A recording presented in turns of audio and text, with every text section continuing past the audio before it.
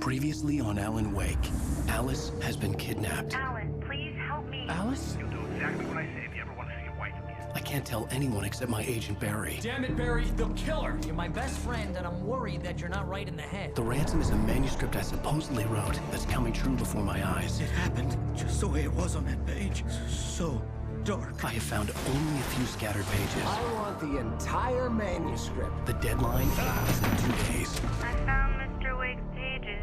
Good girl. How the hell did she get her hands on the manuscript anyway? I don't know. She's resourceful. I told you you were too hard on her. Listen, I found out all sorts of interesting stuff while I was digging around. Yeah. Mr. Wake, it's Sheriff Breaker. We have an FBI agent here, Agent Nightingale. FBI? He's anxious to see you. You'd better come to the station. Okay, I'll be right over, Sheriff. Let's make this quick, huh? Help you folks? Name's Randolph. I'm the manager. We're looking for sure, Rose. Works as a waitress down at the diner. Rose, sure. Nice girl. Who wants to know? I'm Alan Wake. The writer, huh? I heard on the radio you were visiting. Well, I'll show you her trailer. That Rose, she's a nice girl. Always pays her rent on time. Welcome to As I episode was 5. saying, Al, I We're gonna found have a bit of a all walk sorts and of talk weird here. Stuff from the local newspaper's archives.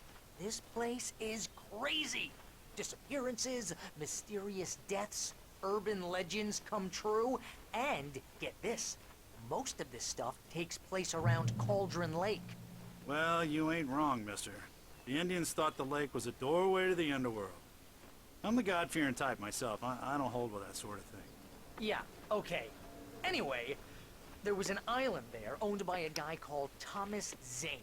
Now, some of the articles I found about him make him out to be a famous writer, but I ran a bunch of searches, couldn't find a single thing he wrote. Zane was heavily into diving, so much so that the place came to be called Diver's Isle. But the volcano under the lake erupted in 1970, and Zane went down with the island. Yeah, how about that? It was there in the morning, as if it had fallen from the sky. But it would take a tornado to lift something like that. We're damn lucky it didn't crush any of the trailers.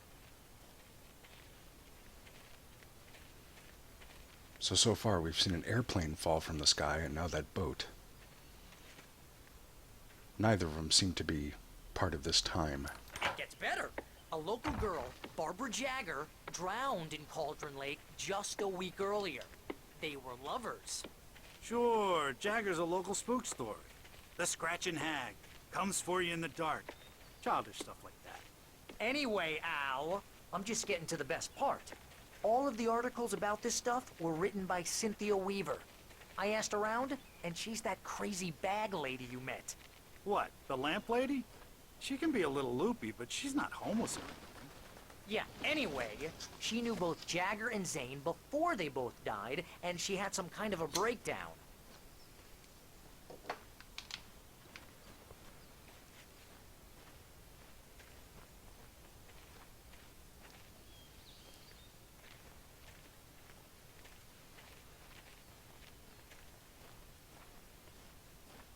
Well, mister, this here's Rose's trailer. You mind me asking what you want with her? We're just here to talk to her, pal. Rose Marigold. Reminds me of that, what was that British show? That lady, Hyacinth Bucket Bouquet. Everyone's named after flowers. Alright. So since these guys were nattering on at the beginning of the video, I'm Shodan. This is episode 5 of my Alan Wake Let's Play. This is, I think, actually the end of all the walking and talking at the beginning here. So that's a plus. We're starting to get into the point where the game is no longer overwhelming us with dialogue and cutscenes at the beginning and just gets a bit closer to the action.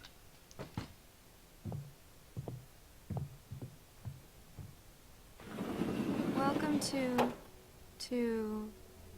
Oh dear, Mr. Wake. I'm so glad you're here. Rose, you have my manuscript? Oh. Oh yes. Yes. Don't go in there, you idiot. Please, come in. Hey, This is really good. Rose, Yes, my manuscript. I really need it. I understand. I know what you need. A muse to inspire you. Oh, for Barry. She doesn't have anything. Yeah, hey, Al, what's... Oh... Barry! What? What?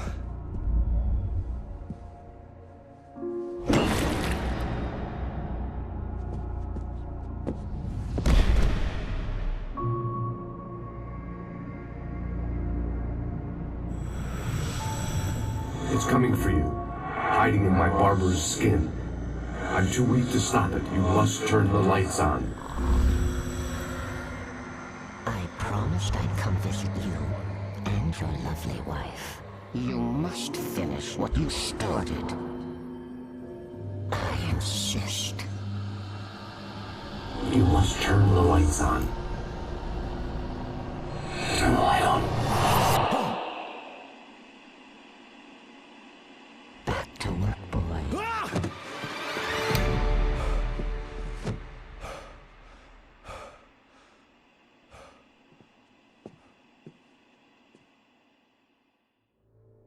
I felt nauseous, hungover.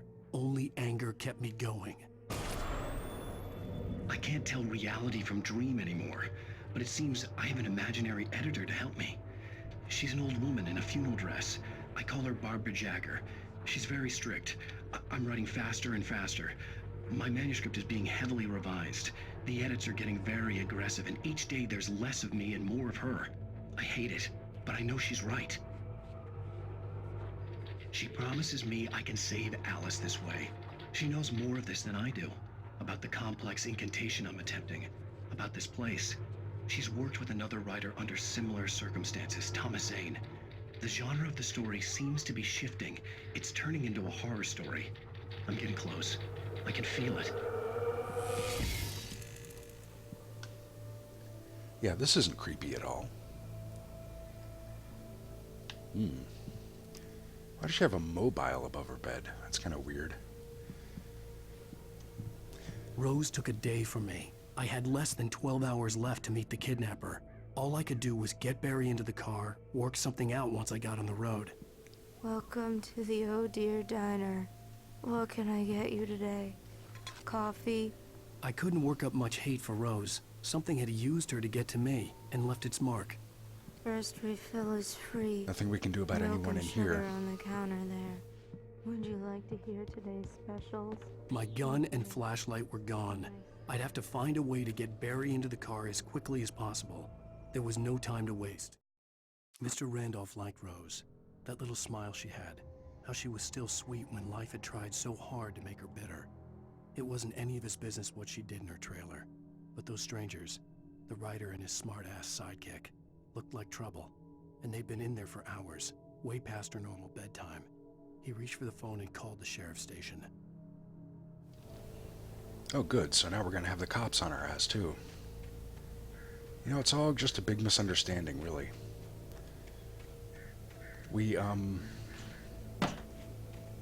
How did I manage to get lost already? Okay, here we go. Got through this guy's yard. Here's a radio. I'll put the button up to skip. I just stepped outside to catch a breath of fresh air. Let me tell you, the weather's getting heavy. Nights like this make me especially glad I'm here talking to you and not home in bed. Once the weather takes a turn like this, I can't sleep at all. It's all tangled bed sheets and dark thoughts, punctuated by the occasional plunge into nightmare. Is it just me? Well, perhaps it is. But I hope I can make the night a little bit easier to get through. Caller, you're on KBF FM. Hey, Pat, it's Walt Snyder. What's on your mind, Walt? Well, I ain't the way you are, but... Walt was the guy who was in the jail cell. Mitch's been staring out the window here, trying to make sense of it all, but... I ain't been drinking either, I just... Well, you sound like a man with a problem, Walt. I had a, argument with Danny.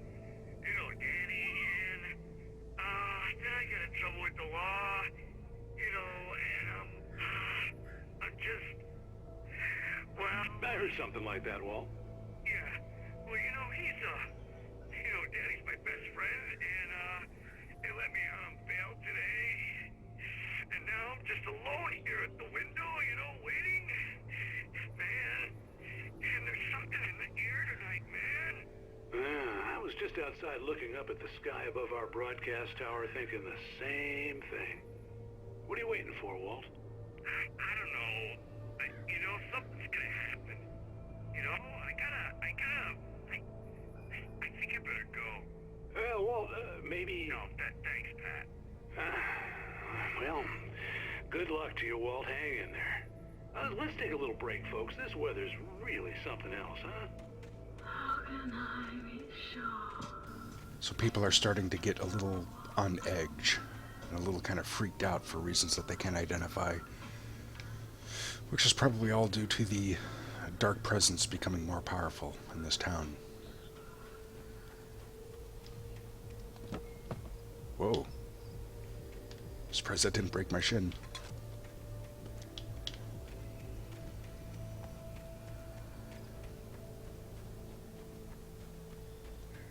Hey, there's a landlord. Oh, you're gonna get it now. And the cops. God knows what you've done to that poor girl. This is Agent Nightingale, FBI! Get him up, Hemingway! You're under arrest! You move a muscle, I'll unload right in your goddamn face! Stay right where you are, Slade!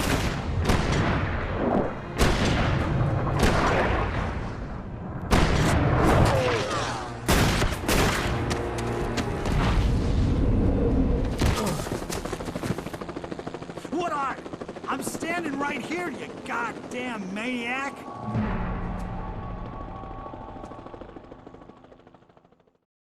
I hated to leave Barry behind, but there was no way I'd miss my appointment with the kidnapper. Alan apparently has bullet time right now.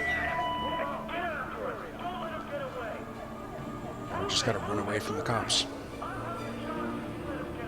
That's the first time we saw Agent Nightingale, I think. Outside of references on manuscript pages. Now this is going to be a little tricky because I can get killed here, but I have no gun and no light. I just have to keep going.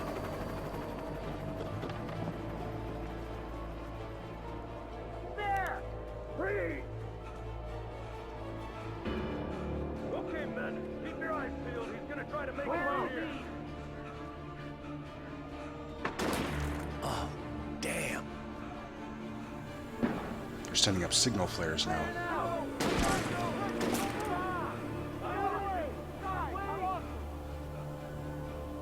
I gotta wait for my sprint to recharge.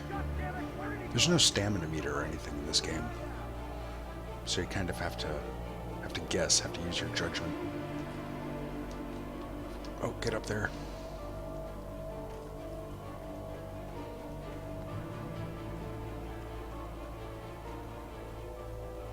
Of course, as I'm running from the cops and from the feds, I can always take a minute to stop and read a manuscript page.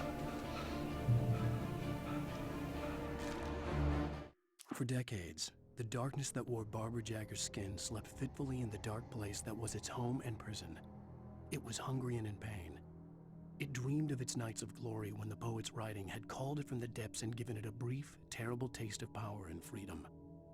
The rock stars had stirred it from the deep sleep the poet had sunk it back to in the end. When it sensed the writer on the ferry, it opened its eyes. So we're apparently the third, or at least the third, person that this has happened to. Happened to those old crazy rockers, Torrin, Odin, and Anderson. Happened to Tom the poet, Thomas Zane.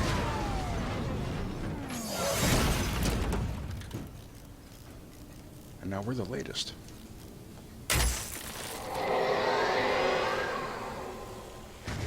And I don't think we want to go over there. These cars are going to talk to us, but it's basically Nightingale being crazy and Sheriff Breaker trying to rein him in a bit. The car dialogue can go on for quite a while, so I figured I'd just keep moving and give you a summary. Search the area.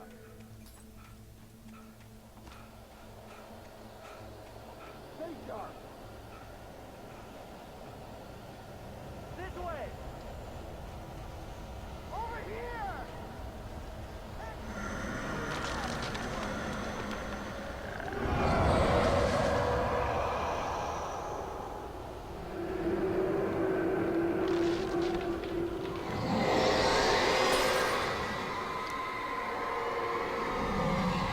Sounds like the cops never figured out the whole focus the flashlight and shoot trick.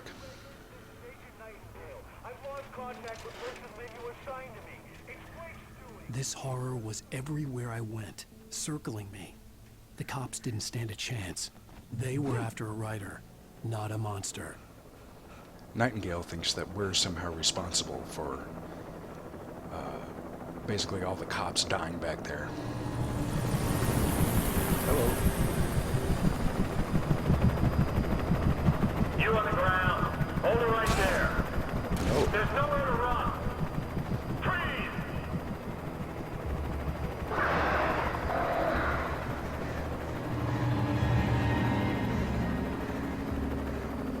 Here come the birds.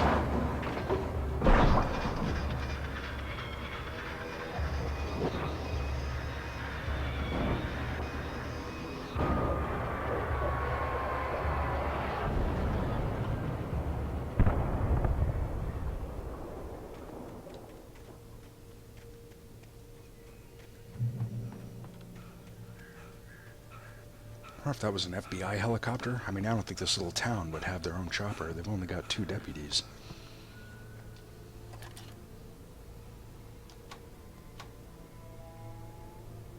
Is that Stucky's gas station, by the way? Could be. Hard to tell.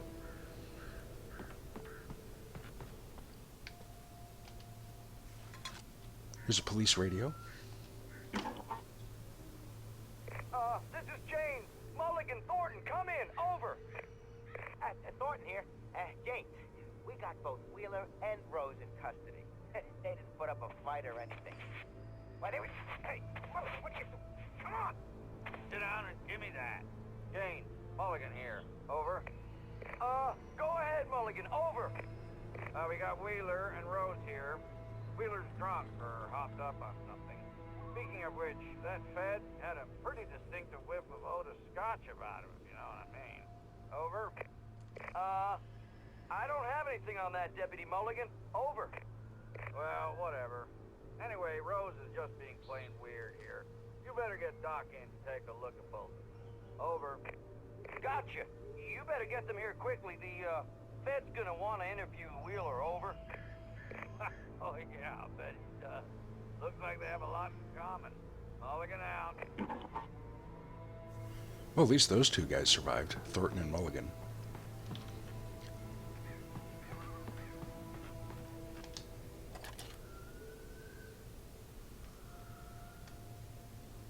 I could see the lights of the radio station in the distance.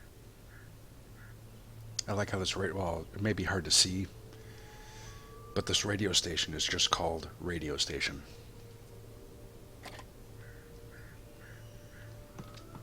I guess in a town this small, it doesn't really matter all that much.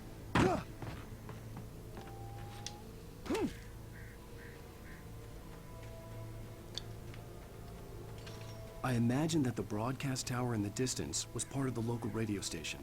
Maine seemed like a decent guy. Perhaps he could give me directions to the coal mine.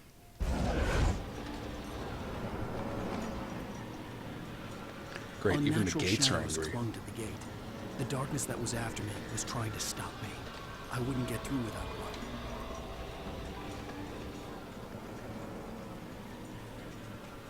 light. Here we go. This ought to do the trick.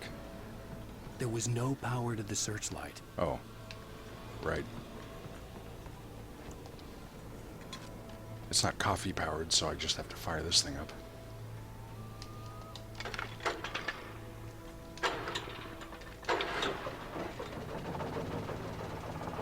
We're going to see a lot of these lights later in the game. This is basically just how the game tutorializes us on how to use it, and essentially it's a turret.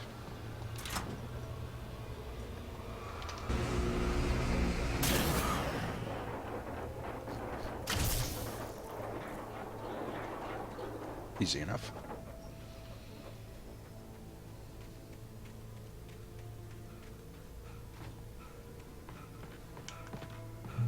We're getting these kind of tutorialized sections because we're actually still fairly early on in the game. And actually, this is about as far as I got in my previous playthrough when I was doing this Let's Play before I started all over again. Oh. That gate really needs to chill the hell out. Oh, that was a weird slowdown. Wait a minute, I thought I saw something behind here, through the little wood slats. Is there anything? No? Okay, I'm just seeing things, I guess. Eyes playing tricks on me in the dark.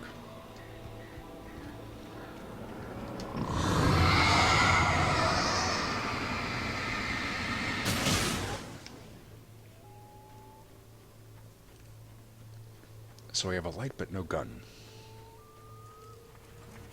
However, it took me a moment to recognize the flashbang grenades. They were an ideal weapon for my situation. Team 1, come in. Over. Team 1, this is Sheriff Breaker. Report. Over. Team 2, come in. I need a report. Over. Come on, guys. Talk to me. Come in, please. Over. these work the same way as flares, except you throw them and they explode. Just like, well, just like a grenade would work, I suppose.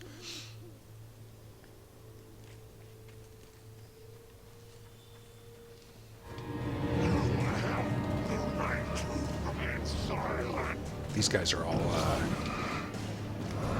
darkness-taken cops.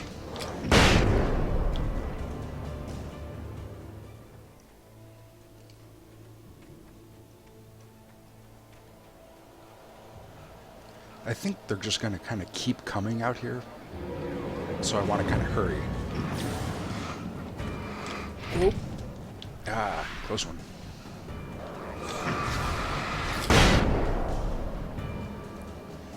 If you throw a grenade directly at one of these guys, then it detonates immediately. Otherwise, there's a delay, which can be a little annoying if you miss. We're just going to go ahead and keep collecting these as we find them. Here's a radio. And of course, I'll put a skip button there on the video. And here's another call. You're on KBF-FM with Pat Maine. It's Milt Peabody, Pat. What's on your mind, Milt? Well, I live near the trailer park, Pat, and there's a big ruckus going on over there. Well, that's just up the road from me, too. What's going on, do you know? I don't know, but there's a bunch of police cars there, lots of sirens, a helicopter buzzing around, and I think I heard some gunshots. Gunshots? Yes, sir, like from a pistol. So can you find out what's going on? Because it's just next door and they're popping off guns there. They're still shooting? No, it was maybe 10-15 minutes ago. It sounds serious, Pat. I'm telling you, it don't sound like no party. I'm certainly going to give the station a call, Milt. Okay. You'll hear it here as soon as I hear from them. Okay, thanks.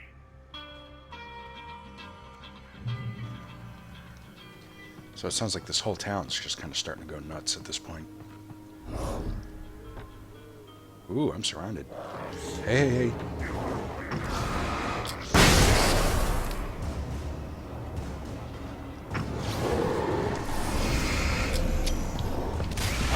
Whoops.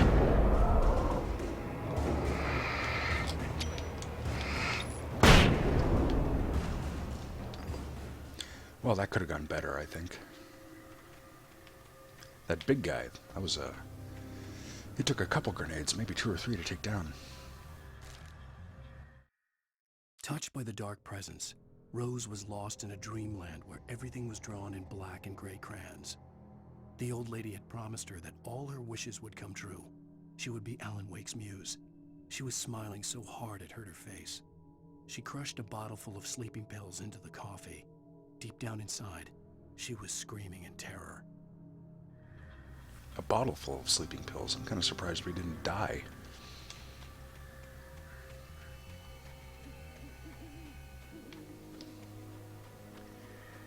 Well, let's stay on the run here. As the ambient sound starts getting gradually more creepy. Hey guys. Oh.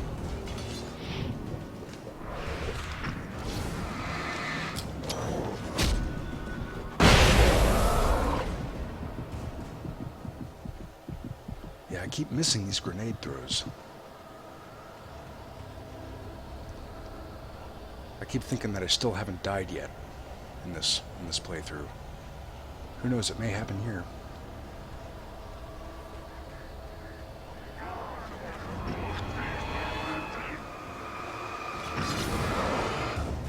I want to get all these guys kind of bunched up if I can.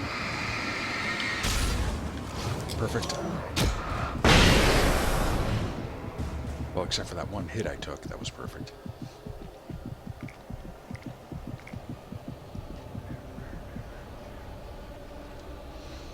And boy, I would really like to find some kind of spotlight soon, but I think we're coming up right up on the radio station. Yeah, there it is.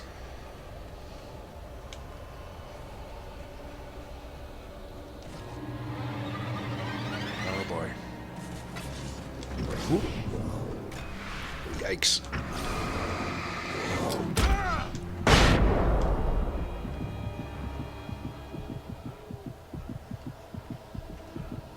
Just keep moving, just keep moving.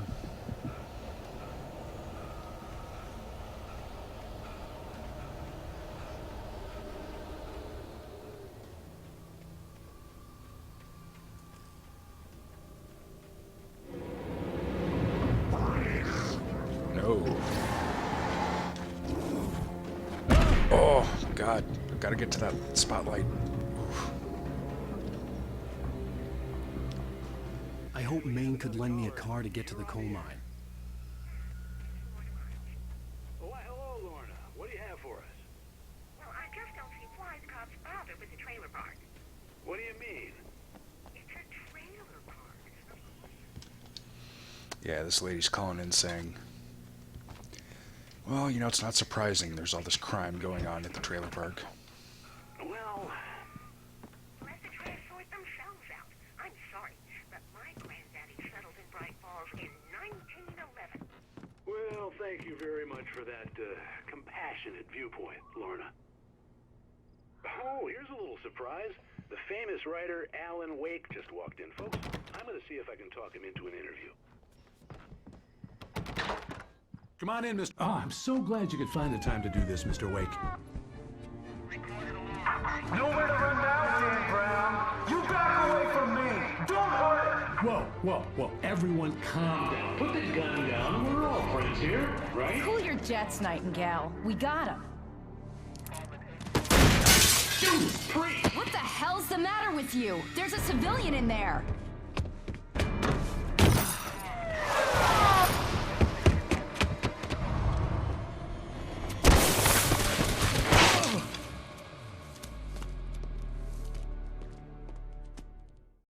I'll get you yet, even if it kills me. You hear me? You hear me, H.P. Lovecraft? I had fallen off so many cliffs it was ridiculous. That's what you get for naming a book The Sudden Stop. It was probably good I hadn't had the chance to tell Maine where I was going. I'd have to lose the cops and find my own way to the mine. Nightingale stared through the broken studio window into the dark woods. He turned around, started to walk out, but Maine grabbed his arm. "Young man, you almost shot me. You don't shoot off rounds at people like that. What's the matter with you?" Nightingale shook his arm free, marched out. His cheeks burned with rage and humiliation. Alright, so now we gotta get to that train depot. Still have no gun. We do have 5 flashbangs. And is there... No, there's nothing up there. Okay. Make a run for this generator. Oh, crap. Not gonna be able to get this in time.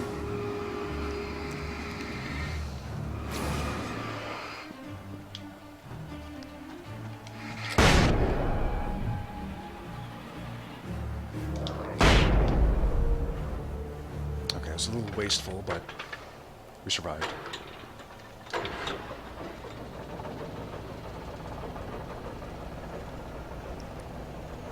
Now I think... Yeah, okay, down on the D-pad to switch your...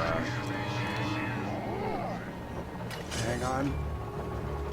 Okay.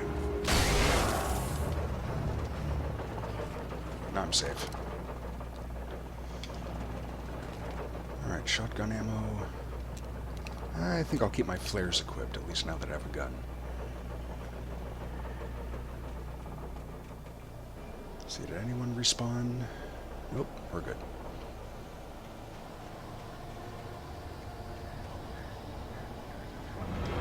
Oh.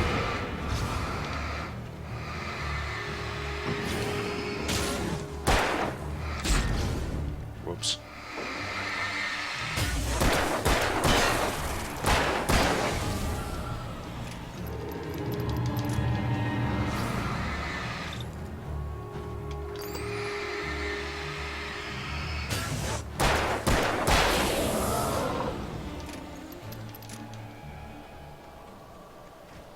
What's this up ahead? There was no sensible reason for the power company work lights to be here. It was almost as if they'd been left for someone like me to use.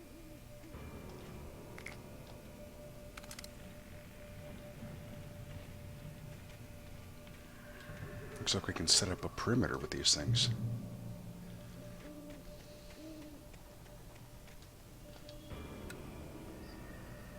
I'm not sure to what end.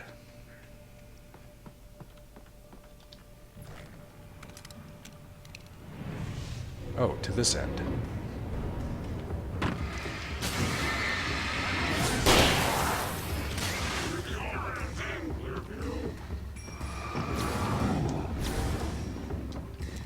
Time for a flashbang. Ah!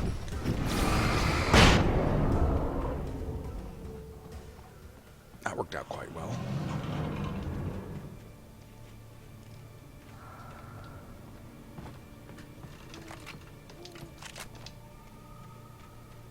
Yeah, I think what it wanted me to do was to kind of turn all those things on at the same time. Here's one of these. Let's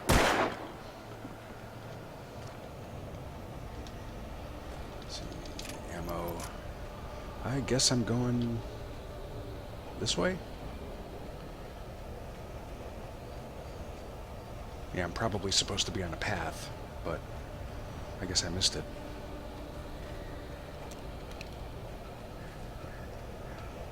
Oh, I guess this is it. Okay.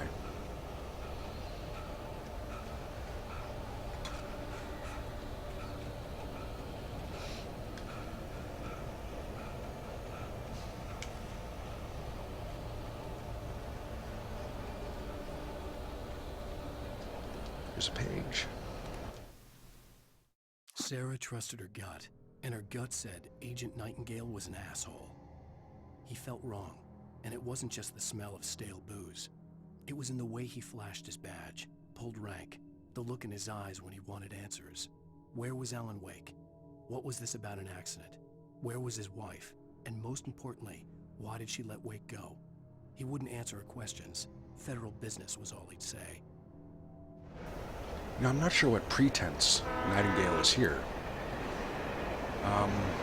He just kind of showed up looking for us, but it's not like we're actually wanted or anything.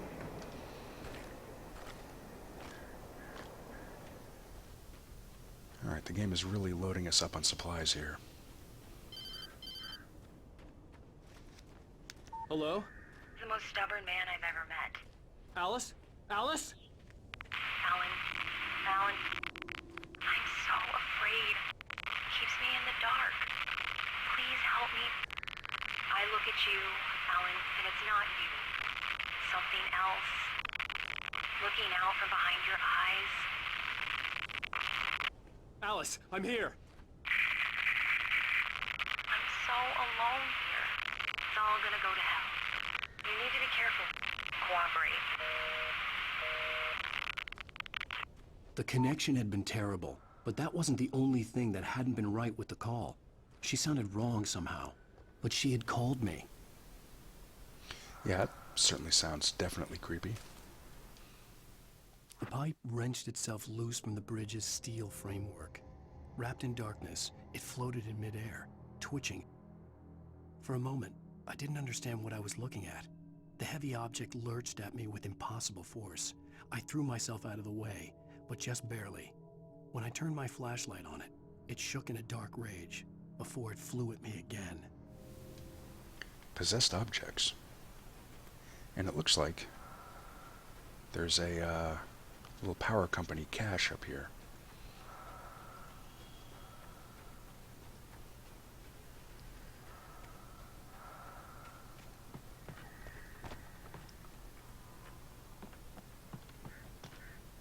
Hopefully a flare gun? Nah, just flares.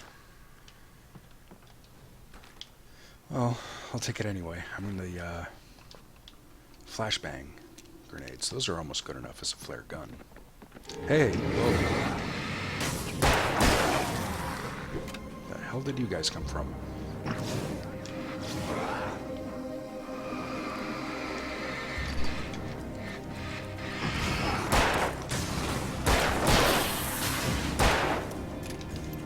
hang on, reloading.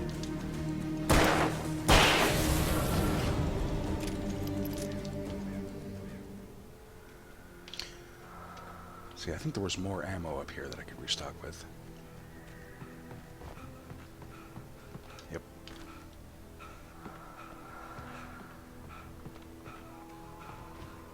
And I think I may have said earlier that if you go towards those little caches of equipment, it'll put you in a safe area. But apparently that may not be the case anymore. I could see a railway bridge up ahead, and a warehouse of some sort on the opposite shore. I hoped I could find a car from there. Yep, thanks, Captain Obvious. What does it say? Follow. Sure, why not?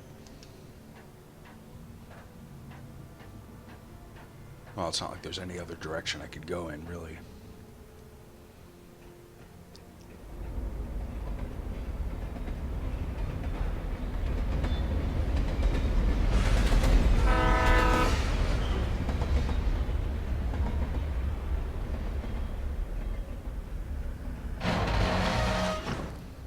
Whoops. Well,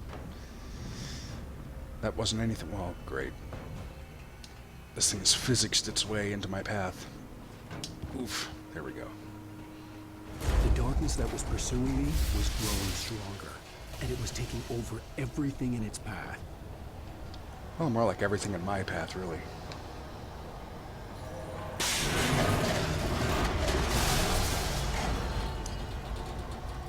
Whoa, we're in slow motion.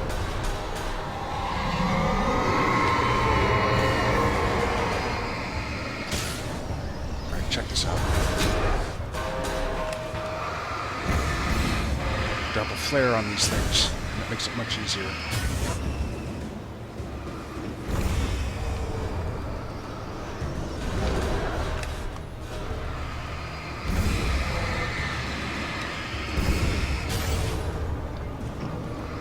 Man, these things are freaky.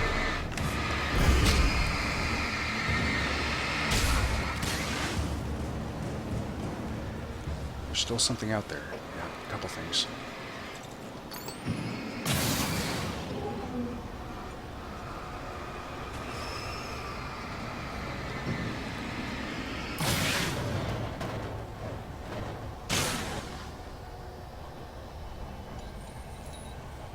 I'm almost out of flares. I have one left.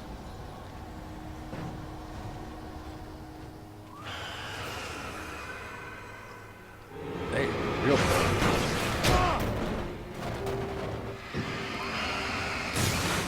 Eat it, barrel. Ow. Is it gone? I guess it is. Okay, I'll run up to this, oh, I can't get to that light from here.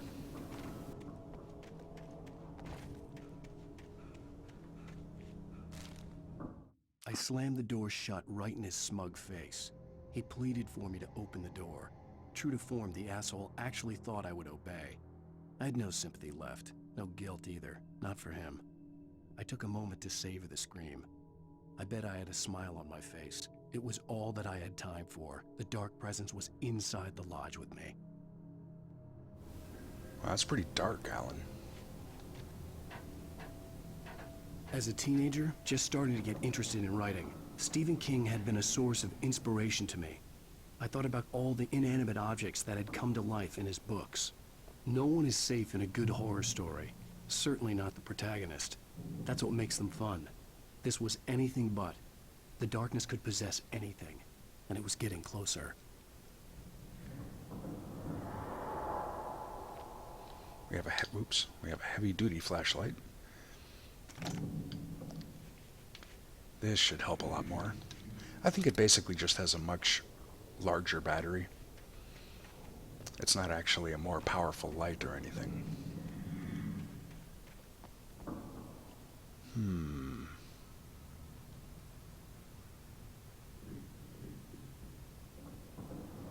Okay.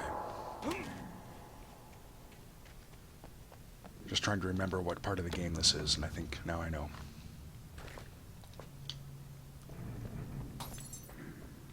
Oops, what just happened? That light burned out.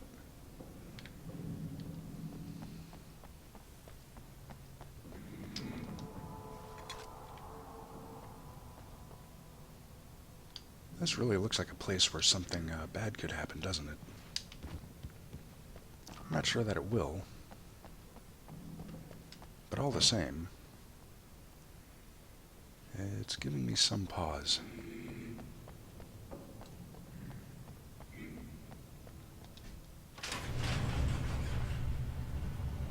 Oh, of course. As we wait for the world's slowest gate.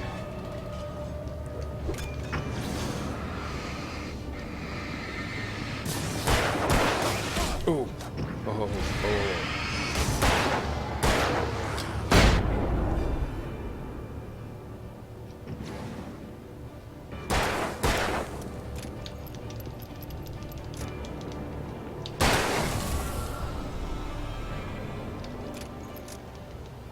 Kind of hoping to hang on to all those flashbangs, but you know, might as well use them if I got them. I do have a habit of just holding on to things in video games and not using them.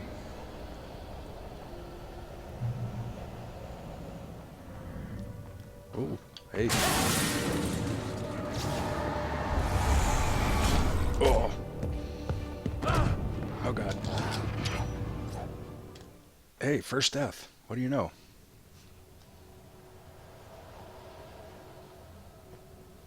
Okay, let's try to be a bit better about this time.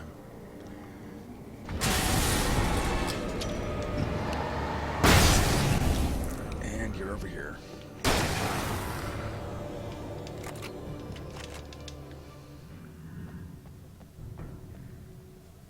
I think I'll start keeping track of a death counter at this point.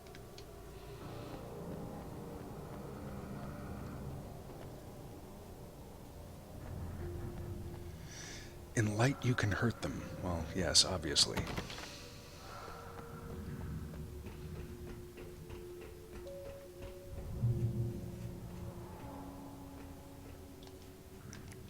A lot of equipment, batteries, revolver ammo. How am I doing on revolver? I'm fine. Fine on that. Okay, here's a TV, and of course I'll put the button to skip if you don't want to watch. We take the facts of our existence for granted, unaware that they are merely a thin veneer of desperate self-delusion, covering a vast cosmos of madness and horror. All too often, the stars are right. In Night Springs. Tonight's episode, a family occasion. Journalist Alvin Derleth's trip to study the local customs of an insular community in Night Springs has been less than successful. Until tonight. Well, I'm glad you changed your minds about this. Ancient customs, local mythology. My editor loves this kind of stuff. Well, Mr. Derleth, we don't want to feel like we're on exhibition, but you have demonstrated the seriousness of your intent. Oh, I am serious. Really, just do your thing. I'll stay out of your way and observe. Actually, I thought you could assist us. I'm afraid we are a man short. It would provide you with an intimate perspective. Could I really? Of course, Mr. Derleth. Well, I guess that's the least I... What would I have to do? Oh, here. Let me show you with a kiss.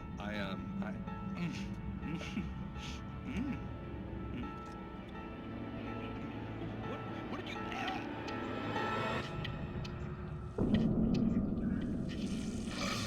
Oh, Mr. Derleth, you have well pleased Nixie Perka, the dweller in flesh. Your body shall host his 1,000 young, and all shall be glory.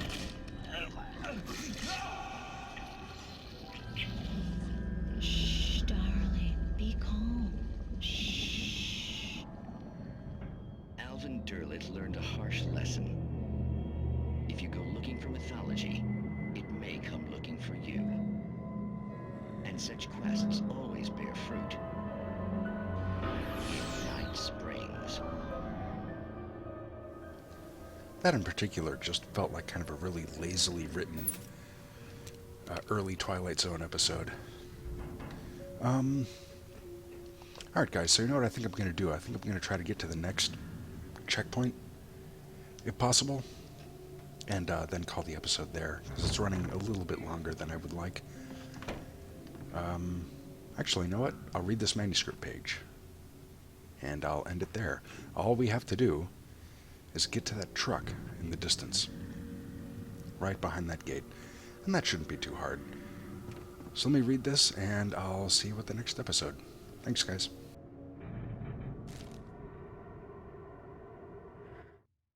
The darkness surged towards me, sucking everything loose from the ground into its depths, tugging at my clothes. I saw the flare the kidnapper had dropped and threw myself towards it just as I felt my feet leave the ground. The darkness embraced me with the force of a tornado. Somehow I managed to light the flare. The darkness roared and cast me away. I fell toward the dark waters of the lake far below.